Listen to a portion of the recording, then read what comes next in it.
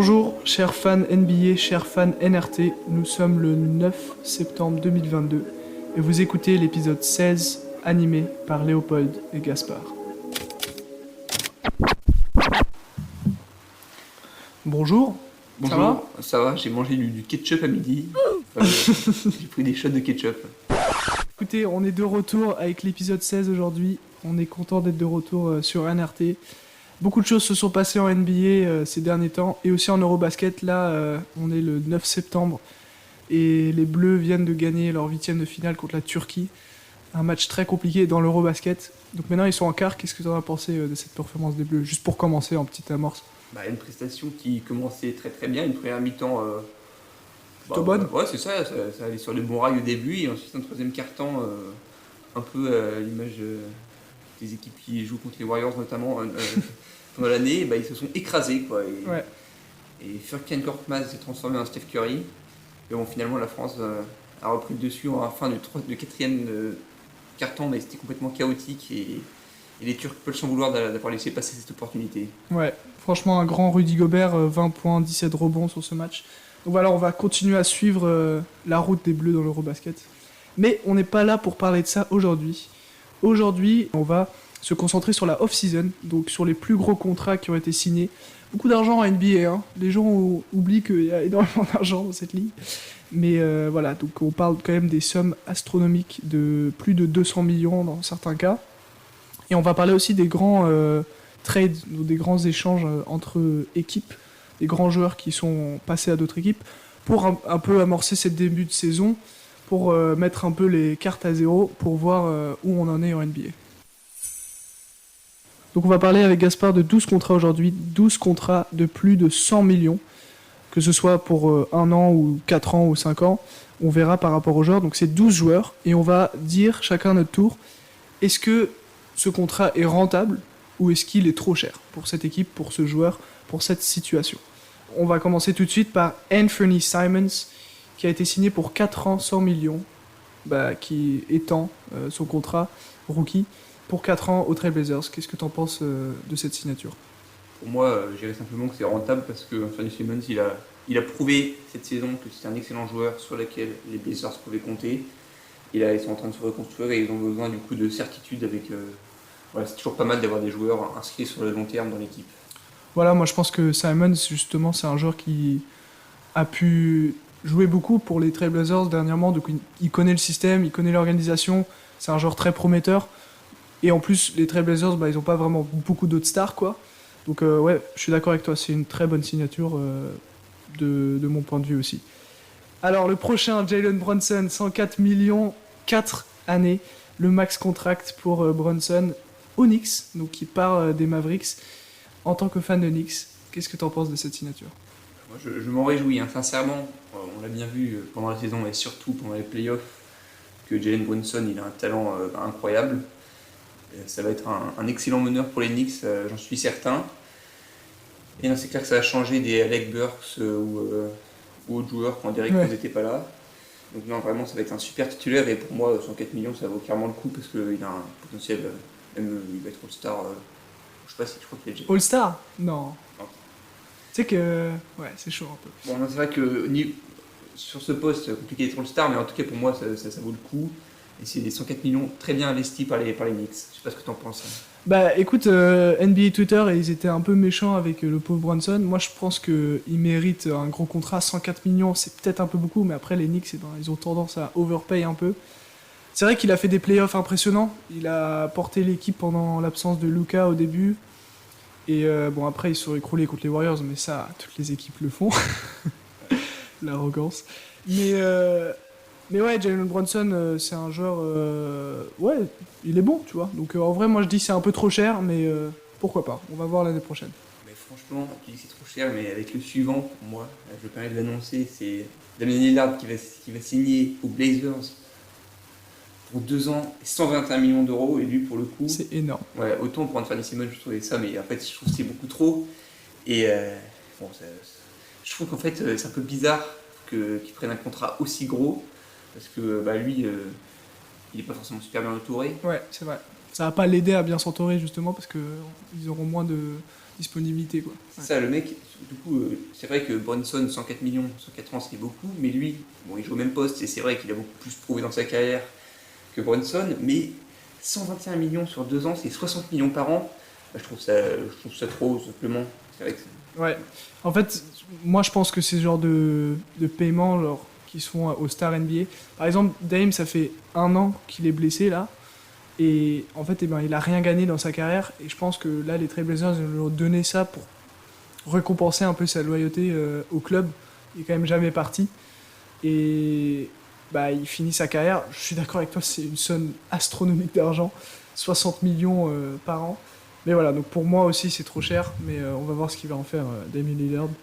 Continuons avec DeAndre Ayton, qui reste aux Suns pour 4 ans, 133 millions aussi, une somme assez grande.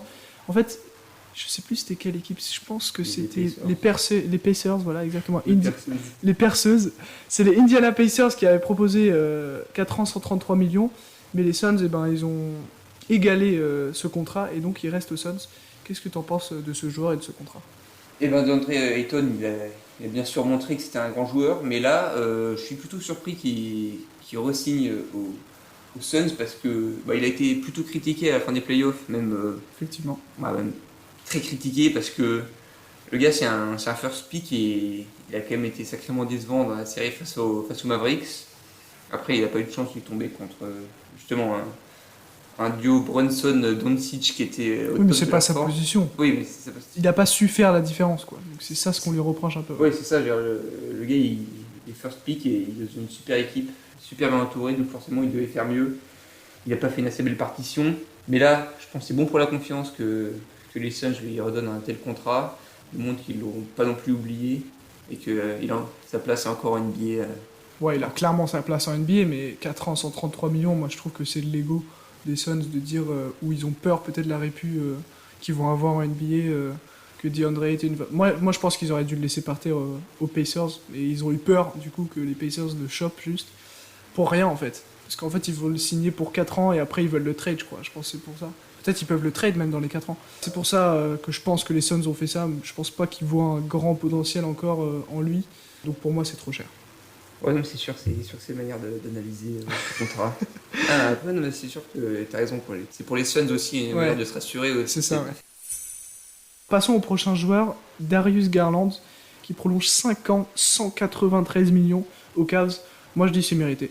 Moi je dis c'est rentable. Darius Garland, c'est un des meilleurs meneurs de cette ligue. Moi je le dis, un des meilleurs jeunes déjà de cette ligue, mais moi je dis top 5, top 6 peut-être, meneur de cette ligue. Donc franchement, un contrat qui est très gros, mais il a fait le taf. C'est un très bon joueur, distributeur, scoreur, tout ce que vous voulez. Et moi, je pense que le futur des Cavs est assez grand. On va en parler après, mais voilà. Donc moi, je pense que c'est rentable. C'est vrai que c'est un très beau contrat. Après, on peut juste regretter que les Cavs n'aient finalement pas atteint les playoffs parce que ça aurait pu encore plus justifier une telle somme. Oui, il aurait encore plus d'argent peut-être. Voilà, parce que oui, en plus. Mais là, c'est vrai qu'ils n'ont pas pu s'illustrer. Ils ont fait un match de play-in difficile contre les Nets qu'ils ont malheureusement perdu. Et ensuite, c'est pas passé. Mais même malgré tout, comme tu l'as dit, Garland, c'est un super meneur avec un potentiel fou et qui a déjà un niveau très très haut. Ouais. Voilà, et les Cavs sont bien fait reposer sur lui. À fond. Ensuite, on a Ja Morant qui signe 5 ans aussi, 193 millions, donc le même contrat que Garland. Et je pense que pour les Grizzlies, c'est une bonne signature, hein, honnêtement, d'avoir un joueur de ce calibre-là qui ramène autant de revenus à cette ville de Memphis, qui au fond, en fait, il n'y a rien à Memphis à part Ja Morant, honnêtement. Excusez-moi. Et Desmond Bane aussi, peut-être. Mais donc voilà, moi je pense que Ja Morant, pourquoi pas. Et je te corrige, j'ai aussi Yves Ponce, l'ailier français de Wake Forest, qui est excellent. Quoi ? Il y a aussi Yves Ponce, le super dunker, qui avait 0,1 minute par match. Mec, comment tu veux que notre épisode il fasse moins de 30 minutes? Ok, pardon. Je suis complètement d'accord. Pour moi, c'est tout à fait mérité. C'est un des gars qui mérite le plus son contrat dans la liste. Et juste quand on voit les joueurs qui vont venir après, qui ont des contrats plus gros, je trouve que lui, c'est vraiment un des plus méritants d'avoir un tel contrat. Ouais. Memphis va pouvoir reposer sur lui pendant les prochaines saisons. Meilleur successeur que Mike Conley. On espère, mais ouais, pour l'instant, c'est ça. Ensuite, Zach LaVine, qui signe 5 ans, 215 millions. On sait que Zach LaVine, il était très soucieux d'avoir un gros contrat, on en avait parlé précédemment. Donc là, il reste avec les Bulls. Donc les Bulls ils vont donner son paycheck, comme on dit. Et je pense qu'il ne peut pas être mécontent avec ce contrat. Moi, je pense que c'est un peu trop d'argent, honnêtement, pour Zach LaVine. Mais voilà. C'est vrai que ça fait beaucoup d'argent, surtout qu'on voit que les Bulls ont un effectif bien fourni avec d'autres stars qu'il va falloir renouveler le contrat les prochaines années. Zach LaVine, voilà, le fait qu'il soit payé 22 millions de plus sur 5 ans que Ja Morant, justement, ça montre que. C'est pour ça que je trouve que le contrat de Ja Morant est bien, parce que clairement, il est meilleur, plus convaincant, plus satisfaisant que LaVine. Mais malgré tout, LaVine, c'est une valeur sûre. C'est mérité, ouais. Voilà, c'est ça qui est un All-Star avéré. Ensuite, notre joueur où on pense que c'est un peu trop cher, je crois. Enfin, j'ai pas envie de prédire l'avenir, mais Zion Williamson, qui a joué combien ? 87 matchs en 3 saisons, reçoit un contrat de 231 millions sur 5 ans. Le frérot se fait déjà 10 millions. Moi, je sais pas c'est quoi son contrat avec Jordan, mais c'est énorme. Et maintenant, il signe un contrat pour 5 ans, alors qu'il est blessé depuis plus d'une saison et demie. Donc, qu'est-ce que t'en penses de ça, Gaspard ? Là, pour le coup, je trouve c'est un petit peu comme DeAndre Ayton. Voire pire. Oui, clairement pire. Pour les Suns, pour se rassurer, pour leur ego. Pour leur ego, ouais. Là, vraiment, ils ont mis le paquet, mais ils ont vidé leur caisse pour Zion Williamson. Alors que, certes, sa deuxième saison NBA où il a beaucoup joué, il a prouvé que c'était un bon joueur. Mais au point de lui donner un des plus gros contrats de la NBA, alors qu'il a vraiment pas tellement prouvé grand chose et rien ne permet d'assurer déjà qu'il va revenir de sa blessure en grande forme. Ça, on en a aucune idée. On a vu NBA Twitter aussi, ils sont assez chauds sur Zion cette année parce qu'il a l'air bien en forme physique, il a perdu du poids, il a l'air bien. Mais oui, pour donner un peu de contexte, en 2019 je pense, Steph il a signé un contrat 5 ans, 201 millions. Donc oui, c'était le plus gros contrat à ce moment-là, mais du fait de donner 30 millions de plus à Zion par rapport à Steph sur 5 ans, moi je trouve ça juste beaucoup trop démesuré, quoi. C'est vrai que c'est démesuré. De toute façon, ce gars, depuis le début de sa carrière, quand il était en high school, les gens disent que c'est le nouveau LeBron. Je pense pas que ce sera le nouveau LeBron, mais en tout cas, j'espère vraiment qu'il va se souvenir de lui comme une des plus grandes stars de l'NBA. Il a déjà été All-Star une fois et j'espère qu'il va l'être de nombreuses fois et qu'il va arrêter de se blesser. Ouais, c'est ça, on espère qu'il va trouver une stabilité. Après, là, on juge les contrats, mais le joueur en soi est très très bon, il a un énorme potentiel. Donc, on voit aussi le front office des Pelicans qui ont eu un bon pic dans leur vie. Non, ils ont eu AD aussi, mais qui sont contents de miser là-dessus, tu vois. Donc, voilà, on lui souhaite le meilleur aussi, parce qu'il écoute en fait chaque semaine, du coup, on n'a pas envie de blesser son ego, quoi. Désolé, Zion. Ouais, ciao, bonne journée, Zizi. Putain, il vient pas de dire ça, là. Karl Anthony Towns signe 4 ans, 224 millions. Aussi trop cher pour moi. Honnêtement, 4 Towns, oui, c'est une Twin Tower, mais avec Gobert qui va venir. Oh, spoiler. Mais c'est trop c'est trop d'argent aussi pour moi.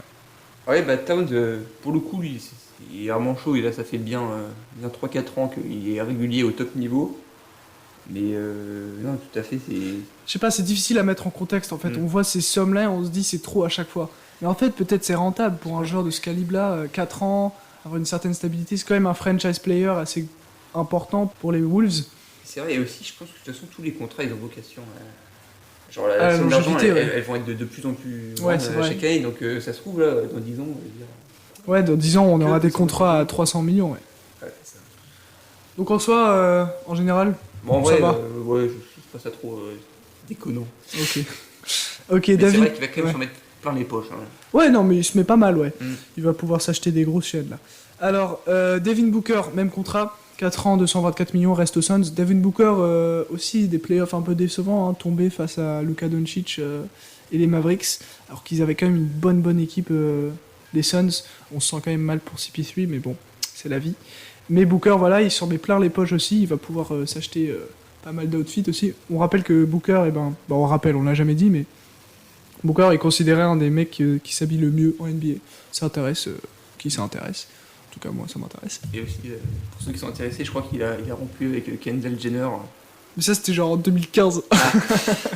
Je crois, non? Ah ouais, j'ai aucune idée. Ok. Alors, le contrat.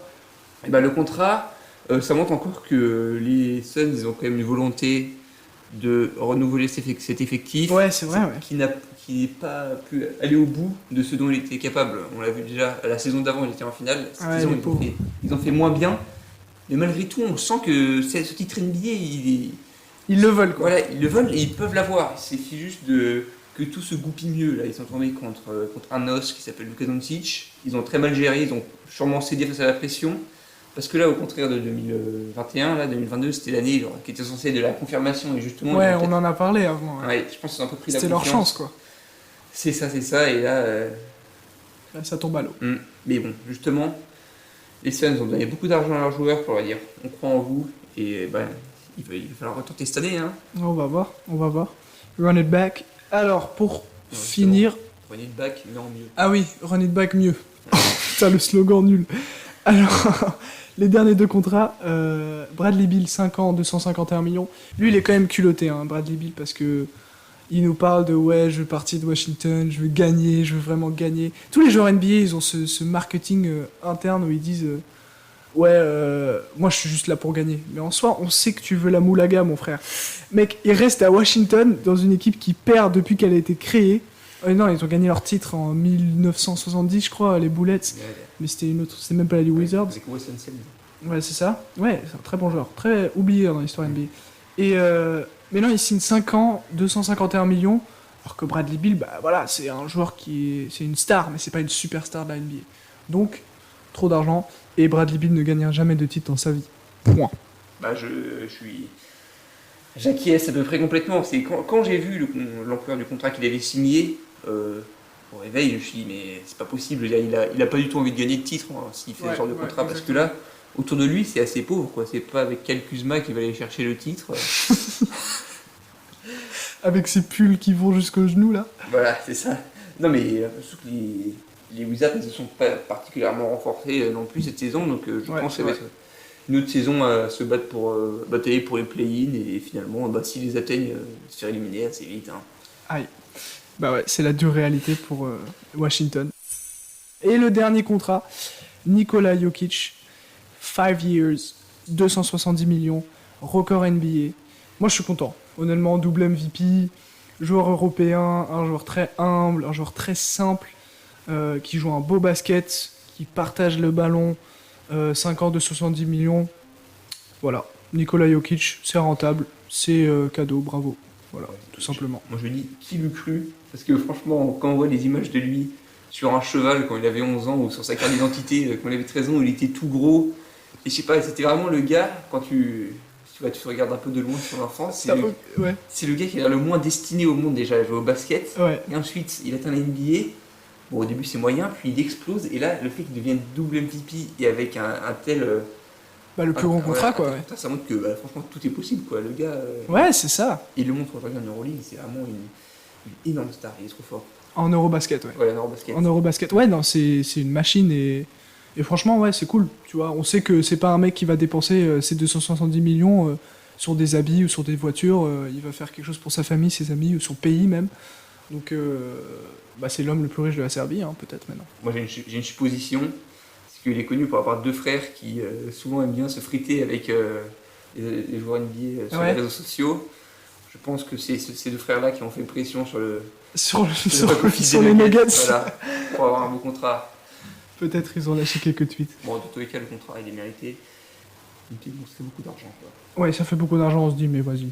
Jokic, si tu écoutes ça, vas-y, donne-nous 1000 balles, frère. Vas-y, c'est genre 2 minutes en NBA pour toi, même pas. Alors, ça, c'est tout pour nos contrats. Donc, on va passer maintenant aux 6 trades les plus importants de cette off-season 2022. En commençant par Christian Wood, qui va aux Mavericks pour plus ou moins rien. Ah si, Marquis Chris, Boban Marjanovic, Trey Burke. En vrai, pas mal de choses. Excusez-moi. Les Rockets reçoivent pas mal de joueurs des Mavericks. Mais voilà, donc le grand truc, c'est les Mavericks reçoivent une semi-star, je dirais, en Christian Wood. Est-ce que c'est un bon trade pour toi? Pour moi, c'est un plutôt bon trade. Parce que Christian Wood, il avait. Chez les Rockets, il a fait deux dernières belles saisons, mais les Rockets, il n'avait pas grand-chose à l'esprit. Je vois pas trop ce qu'il aurait pu faire de plus dans ce club. Ouais. Et là, chez les Mavericks, il va dans une équipe qui a beau avoir perdu Jalen Brunson, ça reste une équipe super compétitive, avec un joueur super compétitif et super compétiteur. Pas mal. Ouais. Et là, justement, lui, je pense que il va dans une équipe pour gagner, et lui, pour peu qu'il ait envie, bah, il peut faire de grandes choses. Ouais, moi je suis un peu plus sceptique. Je me dis que c'est juste les Mavericks qui font un peu le ménage, quoi. Ils balancent Jalen Brunson et là ils traitent pas mal de joueurs, 5 joueurs là. Pour Christian Wood qui s'est pas vraiment prouvé vraiment être très très stable. Donc en soi, on peut voir quelque chose. Luka Doncic, on sait qu'il rend ses coéquipiers meilleurs à part Porzingis. Mais, mais voilà, à voir dans le futur. C'est quand même un bon asset, et je vois bien. Oui, c'est quand même un bon Bien asset. complémentaire avec Frank Ntilikina pour les pick and roll. Waouh. Waouh. Ok, passons. Franklin Ntilikina, on rappelle qu'il joue 7 minutes par match. Alors, prochain trade, les Hawks qui reçoivent DeJounte Murray pour Danilo Gallinari et 3 first round picks. Donc San Antonio reçoit. Donc DeJounte Murray aux Hawks, c'est la bottom line, avec associé à John Collins et Trae Young. Est-ce que les Hawks ont un futur cette année? Les Hawks ont clairement un sacré futur, avec un front de courte exceptionnel.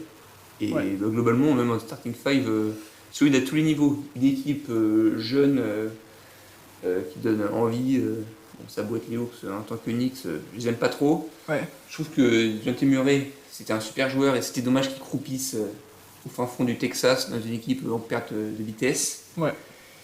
Mais après, ça lui a permis de se développer Tout à et fait. de jouer. Il a failli gagner Most Improved, d'ailleurs.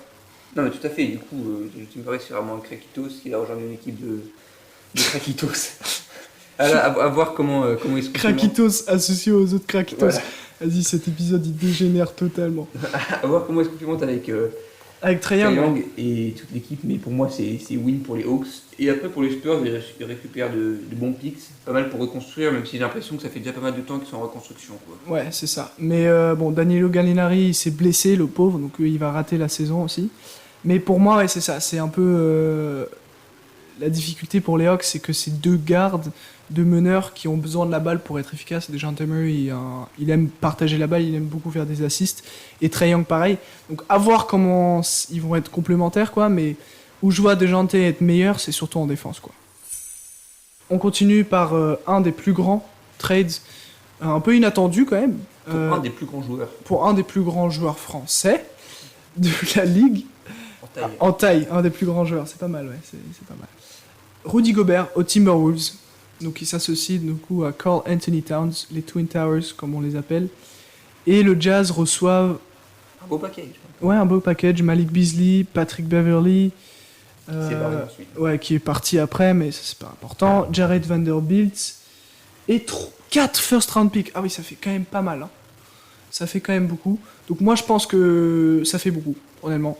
Mais pour les Jazz, ils s'en sortent super bien en fait, parce qu'ils savaient qu'ils devaient se débarrasser de Rudy Gobert et de Donovan Mitchell, un des deux ou les deux du coup. Et ils ont quand même eu beaucoup de choses en échange. Donc honnêtement, je pense que c'est un win-win, parce que les Timberwolves ils sont contents avec Rudy, parce que c'est un des meilleurs joueurs de la ligue et ils vont vendre pas mal de tickets avec ça et peut-être aller en playoff et faire quelque chose. Ouais, j'espère qu'ils vont aller en playoff quand même, hein, parce que là, ils ont une équipe. Là, ils ont clairement le talent. Ouais. Voilà, ils ont une équipe sur le papier très excitante. Et non, Gobert, ça fait du bien de voir un peu changer d'air. Parce que là, le Jazz, c'était une belle histoire et tout, mais là, ça commençait. Il avait déjà atteint. Ça commence à dater, ouais. Ouais, ça plafonnait depuis bien 3 ans. Et là, je suis super content. Et c'est vrai que les Jazz, chapeau à eux, parce qu'ils récupèrent de super pics. En soi, win-win hein, des deux Ouais, côtés. ouais. Ok, on continue par un petit trade, mais quand même très important. Totalement contradictoire, mais c'est pas grave. Il est nul, mais super. C'est vraiment pas important, mais bref. Les Celtics reçoivent Malcolm Brogdon des Pacers pour Daniel Tice et un first round pick et quelques joueurs de banc pas très importants. Mais voilà, l'important c'est que Malcolm Brogdon arrive aux Celtics pour essayer de Étoffé, l'effectif. étoffer l'effectif, merci beaucoup, et d'amener un peu de l'énergie, de la défense. C'est un très bon joueur, Malcolm Brogdon. Est-ce que les Celtics, on a entendu après la défaite face aux Warriors, qui veulent réessayer de faire avec le même roster ou un roster similaire, d'aller de nouveau en finale. Donc est-ce que Malcolm Brogdon, ça va les aider dans cette... Bon, l'ambulance là, ça va les aider dans cette quête au titre. Ouais, c'est clair, Brogdon c'est un joueur qui, si je ne me trompe pas, était à 20 points par match chez les Pacers. Mais Un peu moins, ouais. ouais, Pas loin quand 19, même. Ouais. c'est ça, ou quelque chose comme ça. Le gars c'est un super joueur, il a été rookie of the year. Bon, c'était pas un grand cru cette année-là, mais c'est quand même c'est ça, un super meneur qui va être un très bon complément. Je sais pas s'il sera titulaire ou pas derrière Marcus Smart ou voilà. Ouais, un bon meneur de la seconde unité. Voilà. Second unit. Et au final, les Celtics, ils perdent Daniel Theis. Bon, il était sympa, mais c'est pas une perte énorme. Pas une perte énorme. Voilà. Pour moi, c'est plus victoire des Celtics sur celui-là. Ok. Après, à voir, hein, parce qu'il y a quand même quelques... Ouais, moi je pense que c'est une victoire des Celtics parce que justement, c'est un joueur qui est quand même dans son prime et qui qui a envie de gagner du coup aussi parce que tous les joueurs ont envie de gagner forcément, mais là il rentre dans une belle franchise, une grande équipe qui ont faim de gagner justement, de run it back comme les Suns n'ont pas réussi à faire. Donc voilà, moi je suis d'accord avec toi, les Celtics gagnent ce trade. Ensuite, nos deux derniers trades, Patrick Beverley du coup, qui arrive aux Lakers et se joint à Russell Westbrook, LeBron James, Anthony Davis. Putain, les Lakers, chaque année, ils sont intéressants à voir quand même. Là, le roster, il est packed. On va voir si Patrick Beverley va réussir à aller en playoff avec les Lakers qui ont raté les playoffs depuis 2 années, là. Et parce que Patrick Beverley n'a jamais raté les playoffs dans sa carrière. Donc on va voir si ça continue comme ça. One chip, puis ils ont dip. One chip and we dip. Ok, pas mal. Et les Jazz reçoivent du coup Taylor Horton Tucker et Stanley Johnson. Donc Tucker qui est quand même un joueur assez bon venant du banc pour les Lakers, mais du coup n'a pas pu se maintenir dans le roster. Qui gagne ce trade pour toi? Pour moi, c'est dur à dire parce que c'est pas vraiment le trade avec les plus grands noms, mais c'est un trade qui a une belle symbolique quand même. C'est juste que Patrick Beverley a tellement une emprise sur l'NBA, partout où il va, on entend son prénom, tellement il crie sur tous les toits comme Draymond, quoi. Donc, on voulait en parler parce que c'est drôle aussi. Je trouve que c'est ça, parce qu'en plus il a une belle partie de sa carrière aux Clippers. Je sais pas, bon, on va dire que c'est les Lakers qui vont gagner parce que malgré tout, même le fait que ça a l'air d'être un peu un espèce de connard sur le terrain, je pense que t'es plutôt content d'avoir comme coéquipier et... Ouais, tu préfères l'avoir comme coéquipier qu'on contre toi, ça c'est sûr, je crois. Voilà, et après, si le mec a fait les playoffs toute sa vie, on peut quand même considérer que c'est un espèce de petit porte-bonheur et on espère. Les Lakers, ils ont bien besoin de ça. À voir les Lakers qui vont faire cette année. Surtout, ça me fait rire un peu l'idée de LeBron et Patrick Beverley. Surtout que LeBron, Russell Westbrook, c'est des grands égos, tu vois. Même Anthony Davis qui est un peu plus calme en soi, mais voilà, on va voir comment tout va coller ensemble, mais je pense qu'on va avoir pas mal de screaming matches sur les bancs aux Lakers cette saison. Très très hâte de le voir mettre des performances à 4 points, 2 passes, 1 rebond. Ouais, non franchement, à fond. Et 6 fautes aussi, dans ce match-là. Le dernier trade, le plus intéressant je dirais, on le garde pour la fin parce que c'était le plus récent. 3 septembre, il a eu lieu ce trade. Donovan Mitchell qui arrive aux Cavaliers, donc il se joint à Darius Garland, Jared Allen, comment il s'appelle Isaac Okoro. Isaac Okoro, c'est pas lui que je cherchais. Evan Mobley, voilà, c'est ça. Teddy Osman. Peut-être aussi. Mais bref, une équipe des Cavaliers qui est franchement très très bonne. Mais du coup, le Jazz, ils se ressortent pas mal aussi. Donc les Jazz, franchement, pas mal de trades avec Gobert et Mitchell. Colin Sexton, Lauri Markkanen, Ochai Agbaji, le plus important de ce trade, bien sûr. Et 3 first round picks. Qui gagne ce trade dans tes yeux, Gaspard? Et ben pour moi, je pense, honnêtement, c'est le Jazz qui gagne. Hein. Même si, après, c'est un peu win-win dans les deux cas, parce que les Cavs, ils se sortent un peu d'une impasse parce qu'ils avaient 2 meneurs excellents. Ouais. Et du coup, ils perdent un excellent joueur, le Jazz, mais ils reçoivent Colin Sexton, qui il a beau avoir été blessé ces dernières saisons. Il est super chaud, et même Lauri Markkanen, c'est vraiment un super joueur. Ouais, à fond, ouais. C'est un joueur c'est un titulaire, quoi. C'est un bon titulaire. Là, il joue pour l'équipe de Finlande. Il mène clairement l'équipe. Donc, ouais, je suis d'accord avec toi. Je pense que les Jazz gagnent ce trade. Donovan Mitchell, il est très hype quand même. Enfin, il y a beaucoup de discours par rapport à lui et sa qualité est encore à prouver, je dirais, parce qu'il a joué quand même pas mal solo au Jazz, donc c'est ça ce que Gobert lui reprochait notamment et le reste de l'équipe, et c'est pour ça que ça n'a pas marché en playoff, parce qu'en fait il essayait de faire tout seul au final. Donc voilà, on va voir comment il va se mettre dans ce roster où il sera plus du tout la première option, du coup, puisqu'on a Jarrett Allen, Evan Mobley, Darius Garland, donc ce sera peut-être la deuxième ou troisième option. Donc on va voir comment il va s'adapter. Et moi honnêtement j'ai plus de haine pour les Cavaliers, je leur souhaite le meilleur, allez-y, il n'y a pas de souci. Mais franchement j'aimerais bien voir cette jeune équipe réussir en NBA dans le futur, donc peut-être Donovan Mitchell c'est la clé à prouver. Et moi aussi, il y a pas mal de rumeurs qui ont envoyé Donovan Mitchell aux Knicks par différents trades et tout. Et au final. T'as pas trop le somme quoi. Non, j'ai pas trop le somme, hein, parce que les Knicks, il y avait beaucoup de packages qui parlaient d'inclure Evan Fournier et d'autres joueurs qui me plaisaient dans l'équipe. Et, Jericho Sims quoi. Ouais, Jericho Sims, c'est ça, Miles McBride. Coup de cœur, ouais. Voilà. Non, justement, qu'il allait faire sa vie au Cavs, on espère que ça va bien se passer. Voilà. Donc voilà, ça finit cet épisode 16 de NBA Real Talk. Donc c'était un plaisir vraiment de faire cet ep avec toi, Gaspard, après 2 mois d'absence. NBA Real Talk est de retour. On se voit très bientôt. Et it's been real. Peace. Adios. Hasta luego. Hasta pronto. Hasta pronto, hombre.